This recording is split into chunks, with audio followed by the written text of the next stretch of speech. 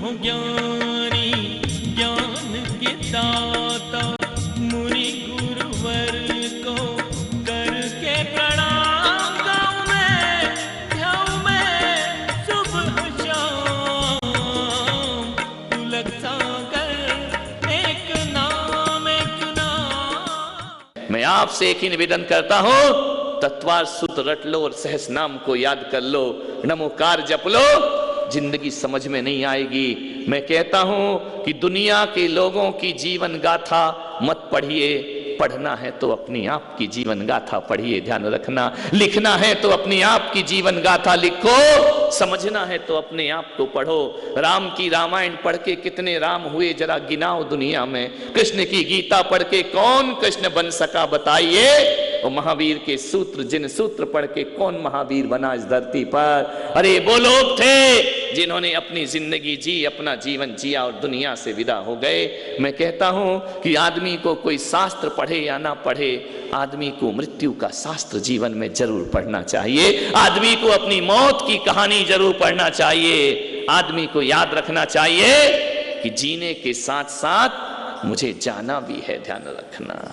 आदमी ऐसा अधिकार जमा के बैठा है कि जैसे मुझे जाना ही नहीं है। किसी का उठावना हो जाए, कोई चला जाए, आदमी कहता बेचारा चल बसा, दुनिया से चला गया। ऐसे कह रहा है जैसे तू अमृत पी के आया हो। बेटा आज उसका जनाजा, कल तेरा उठने वाला है, ध्यान रखिए। ऐसा बेहोश होके जिंदगी काय को जीता है, कल तेरा भी नंबर आने वाला है, कल तुझे भी चार उठा के फूंक फांक के चले आएंगे, ध्यान रखना। इस गलत फहमी में क्यों जीते हो, ध्यान रखिए। मान्यवर सोचना है आपको, मृत्यु को समझो। जन्म हो चुका है, अब हैप्पी बर्थडे मत बोलो। आज आए बोले जन्मदिन है, आशीर्वाद दे दो। मैंने कहा तुमने ऐसा किया क्या है? एक आए 70 साल के, आशीर्वाद दे दो। मैंने कहा क्यों? बोले जन्मदिन है। तो मैंने कहा 70 साल किया क्या तुमने? जब 70 साल कुछ नहीं किया तो 30 साल जी के कर क्या लेगा तू अपनी जिंदगी में, ध्यान रखिए। मान्यवर मेरा आपसे निवेदन है, जो हो चुका उस पर ध्यान मत दो। जो जन्म हो चुका है उससे कोई परिवर्तन होने वाला नहीं है। एक बात याद रखना, जन्म हो चुका है, मृत्यु बाकी है। मृत्यु आने वाली है, कभी भी आएगी। जो हो चुका उसकी खुशियां मनाते हो, अरे जो होने वाला है उसका स्वागत करने को तैयार हो जाओ। बीते हुए की क्या खुशियां मनाना। जन्म गया वो हैप्पी, मृत्यु मातम। मृत्यु को अशुभ कहा जाता है। अरे मैं कहता हूं पुलक सागर कि मृत्यु से बड़ा शुभ तो दुनिया में कुछ नहीं हुआ करता है। ये मृत्यु ना हो तो जर्जर देह रखकर कब तक जियोगे? मृत्यु ना हो तो बूढ़ा शरीर लेकर कब तक जियोगे? मौत जीवन का वरदान हुआ करती है, पुरानी देह छुड़ाकर नई देह प्रदान किया करती है। मौत से बड़ा हमारा शुभ चिंतक कौन होगा इस धरती पर? मृत्यु से मत घबराओ। उद्देश्य क्या है? एक बच्चा स्कूल जा रहा था, मैंने बच्चे से पूछा बेटा कहां जा रहे? बोले स्कूल जा रहा हूं। मैंने कहा क्यों जा रहे हो? बोले पढ़ने के लिए जा रहा हूं। मैंने कहा पढ़ते क्यों हो? बोले कुछ बनने के लिए।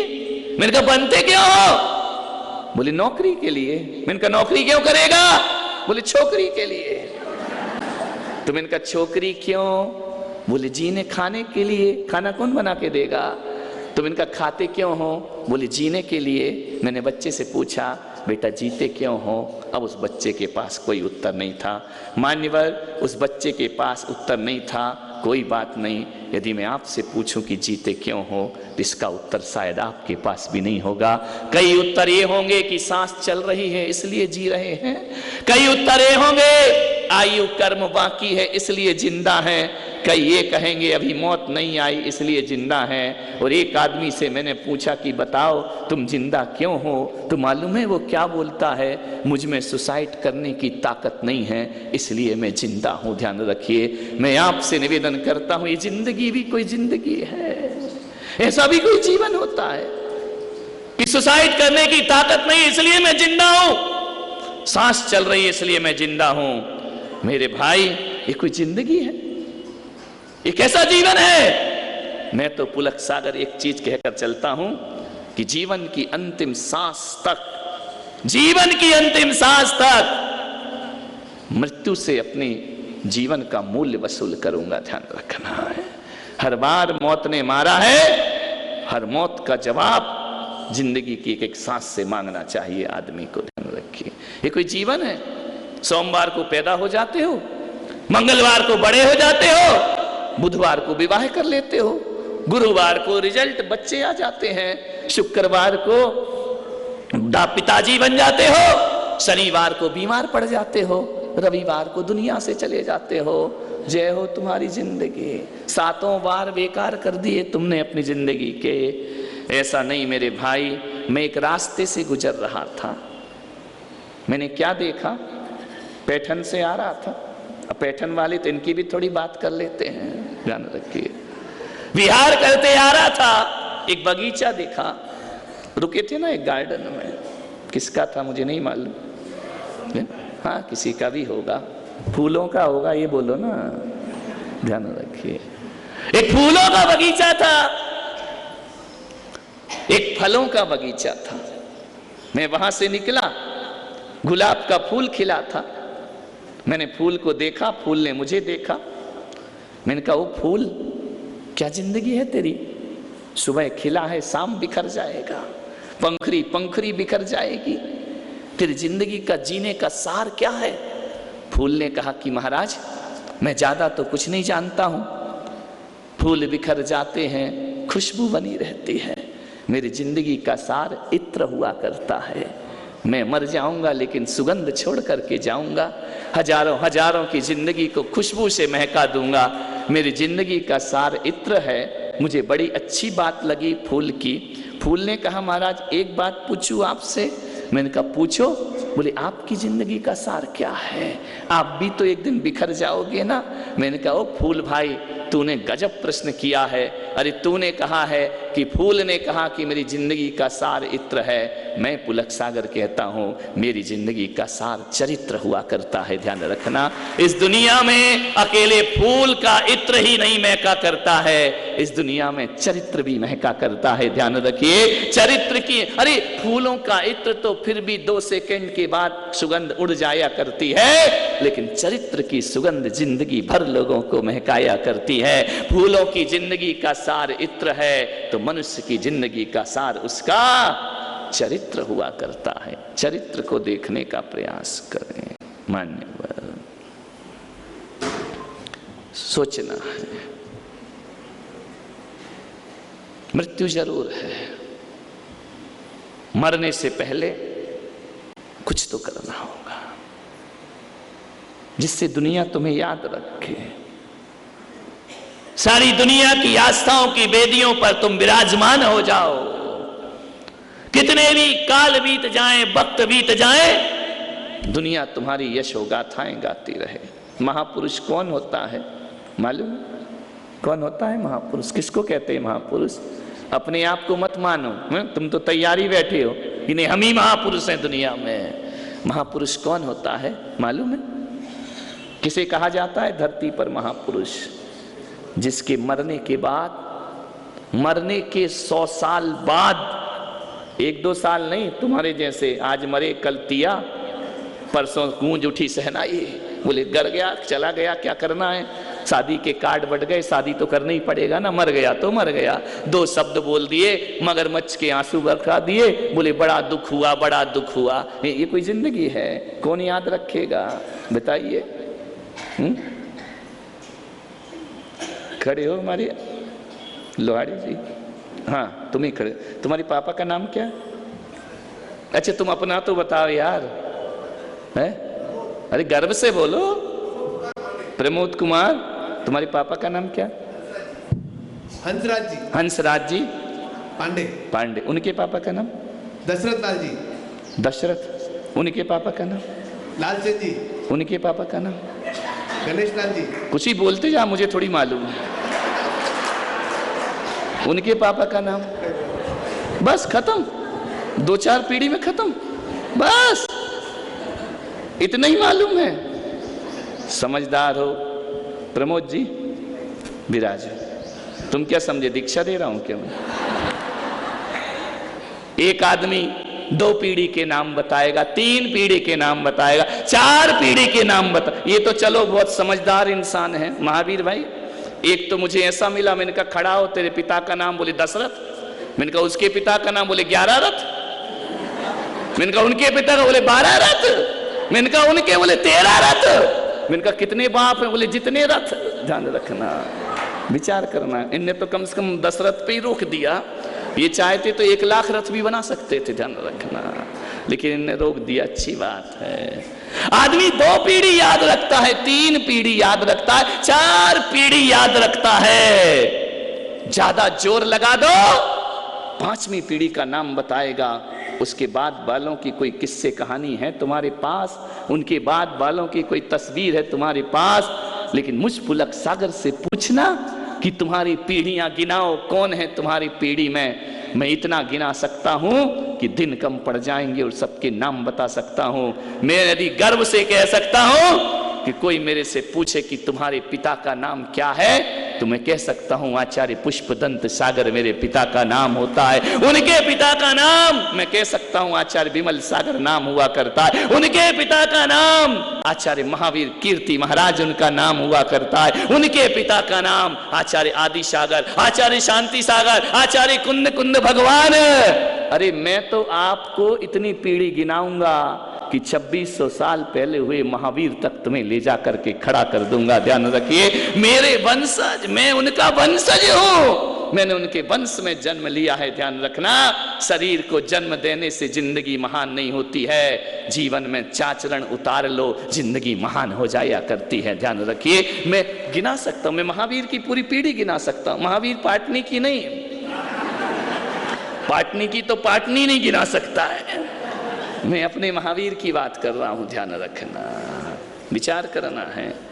गिनाओ, ऋषभदेव तक पहुंच जाओगे और ऋषभदेव में भी समाप्त नहीं होगे। उससे पहले भी भूतकाल में 24 हुए हैं। सुनने की ताकत है, गिनाऊं क्या मैं? खाना नहीं मिलेगा आज, ध्यान रखना, नाम ही सुनते रहोगे बैठ करके। ध्यान रखना, ऐसा नाम रोशन करो, ऐसी जिंदगी जियो कि हजारों पीढ़ियां भी तुम्हें याद करती रहें। 3 पीढ़ी में नाम समाप्त हो गए, 4 पीढ़ी में नाम समाप्त हो गए, और मेरे ऋषभदेव तो करोड़ों वर्ष पहले हुए हैं। आज भी उनके नाम लोगों के हृदय में लिखे हुए हैं। ध्यान रखना, आज भी वो हमारे हृदय में विराजमान है। जिंदगी को समझो, कुछ करो अपने जीवन में, व्यर्थ की जिंदगी मत जियो। एक संत थे, वो प्रवचन करते थे तो एक खोपड़ी अपने, जैसे मेरे पास जिनवाड़ी रखी है ना, उनके पास एक अमानव की खोपड़ी होती थी। लोगों ने कहा कि संत जी अशुभ है, व्यासपीठ पे बैठ करके आप ये मसान की खोपड़ी रख के प्रवचन करते हो, ये शुभ नहीं है, अशुभ हुआ करता है। संत ने कहा ये तो मेरे लिए बहुत शुभ है। बोले कैसे शुभ है, आप कोई तांत्रिक है क्या? संत ने कहा मैं तांत्रिक नहीं हूं। तो आदमी की खोपड़ी क्यों रखे हुए हैं? ये खोपड़ी में इसलिए रखा हुआ हूं कि जानते हो ये खोपड़ी किसकी खोपड़ी है? बोले शमशान में मैं गया था, ये खोपड़ी किसी और की नहीं है, मेरे पूर्वजों की खोपड़ी है। तो बोले क्यों रखा है इसको, इतना लगाव है उनको? नहीं, बोले जब जब मैं इस खोपड़ी को देखता हूं तो लगता है जब वो दुनिया में नहीं रहे उनकी ये दशा है, तो एक दिन मेरी भी यही दशा होने वाली है। जब जब इस खोपड़ी को देखता हूं, और इस शास्त्रों को देखो तो वो जीवन का बोध नहीं मिलता है, इस खोपड़ी को देखो तो जिंदगी का बोध मिल जाता है। घर से चला मुसाफिर दिल में ये अरमान थे, घर से चला मुसाफिर दिल में ये अरमान थे। एक तरफ थी बस्तियां और एक तरफ शमशान थे, पैर हड्डी पर पड़ा, हड्डी के ये बयान थे, चमल संभल कर चल मुसाफिर, हम भी कभी इंसान थे। ध्यान रखना, हड्डियां भी कभी इंसान रही इस धरती पर, सोचना है। ऐसा ना हो कि हमारा जीवन पश्चाताप में निकल जाए, हम ये नहीं कर सके, हम वो नहीं कर सके। सम्राट सिकंदर जब इस धरती पर आया ना, पूरा विश्व विजेता बन करके, जीवन का जब अंतिम क्षण सम्राट सिकंदर का आया, तो सिकंदर ने कहा कि मैं कुछ दिन जीना चाहता हूं, मैं मरना नहीं चाहता हूं। बोले आप बहुत बीमार हैं? बीमारी से गए हैं सम्राट सिकंदर। भयानक बीमारी है आपको। सम्राट सिकंदर ने कहा, कैसे भी हो मुझे बचाओ, मैं मरना नहीं चाहता हूं। दुनिया के सारे हकीम बुलाए, मांत्रिक तांत्रिक बुलाए, वैद्य बुलाए, सारे हकीम बैठे हैं। सम्राट सिकंदर ने कहा, मुझे कुछ दिन की जिंदगी दे दो। हकीमों ने कहा कि सम्राट, हम सब कुछ कर सकते हैं, तुम्हें जिंदगी नहीं दे सकते हैं। बोले एक काम करो, मुझे 4 दिन की जिंदगी और दे दो। बोले नहीं सम्राट, 4 दिन की जिंदगी कैसे दे दे? बोले मैं तुम्हें अपना आधा राज्य दे दूंगा, तुम मुझे 4 दिन का जीवन दे दो। हकीमों ने कहा कि सम्राट, आधा राज्य तो छोड़ो, पूरा भी राज्य दे दो तो भी हम तुम्हें 1 दिन 1 घंटे की जिंदगी भी तुम्हें सौंप नहीं सकते हैं, दे नहीं सकते। सम्राट सिकंदर ने कहा, यह कैसे हो सकता है कि तुम मुझे 1 घंटे का जीवन भी नहीं दे सकते हो? हकीमों ने कहा, हम तुम्हें 1 मिनट का भी जीवन नहीं दे सकते हैं। ऐसी कोई औषधि दुनिया में नहीं है, ऐसी कोई दवाई इस धरती पर नहीं है जो तुम्हें जिंदगी दे सके। सम्राट ने कहा, कोई नहीं दे सकता? बोले नहीं। तो बोले फिर एक काम करो। बोले मेरी मृत्यु निश्चित है? बोले बिल्कुल, कोई नहीं रोक सकता आपकी मौत को। तो एक काम करो। बोले क्या? मेरी 3 बातें मान लेना। जब मैं मर जाऊं ना, और जब मेरा जनाजा उठे, जितने भी तुम हकीम वैद्य हो ना, तुम कंधा देना मुझे। बोले हम कंधा देंगे, क्यों? बोले नहीं, मैं यही चाहता हूं कि तुम मुझे कंधा देना। दूसरी मेरी इच्छा अंतिम यह है कि जिन जिन गलियों से मेरा जनाजा निकले, मेरी दौलत पूरी जमीन पर बिछा दी जाए। और तीसरी बात कि जब मेरा जनाजा उठे तो दोनों हाथ मेरे जनाजे से बाहर होना चाहिए। सम्राट ऐसा क्यों कह रहे हैं? बोले इसलिए कह रहा हूं कि मुझे कंधा तुम लोग देना, ताकि ये दुनिया सीख जाए कि हकीम और वैद्य मंत्र तंत्र भी तुझे मौत से बचाने वाले नहीं हैं। एक क्षण का जीवन ये हकीम वैद्य और दवाइयां देने वाली नहीं है। और दौलत इसलिए बिखेर देना कि मृत्यु के आगे सारी दौलत बेकार हो जाया करती है। और जनाजे से हाथ इसलिए निकालना ताकि दुनिया देख सके, आया था जब सिकंदर हौसले तो आली थे, और जब गया था दुनिया से दोनों हाथ खाली थे। ध्यान रखना। गुरु तुम हो ज्ञान